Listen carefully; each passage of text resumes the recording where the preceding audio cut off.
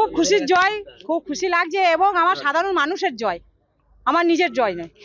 জনসাধারণ আশীর্বাদ করেছেন, ভালোবেসে দুহাত ভরে আমাকে আশীর্বাদ করেছেন এবং দুহাত ভরে ভোট দিয়েছেন, তাই আজকে জয়।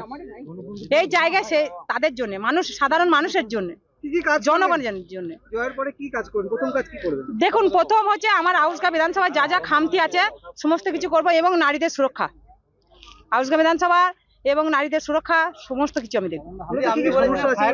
প্রচুর সমস্যা আছে, প্রচুর।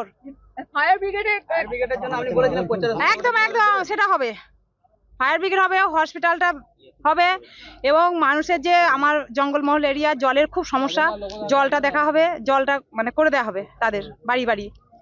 আমার মোদিজি তো 22টা রাজ্যে আছেন, কেন্দ্র সরকার, সেখানে যা ফ্যাসিলিটি আছে আউশগ্রামে সেই ফ্যাসিলিটি থাকবে। একদম, আমি তো আগেই ঘোষণা করে দিয়েছিলাম, রাস্তাঘাটেও তো সমস্যা আছে। সমস্ত কিছু হবে।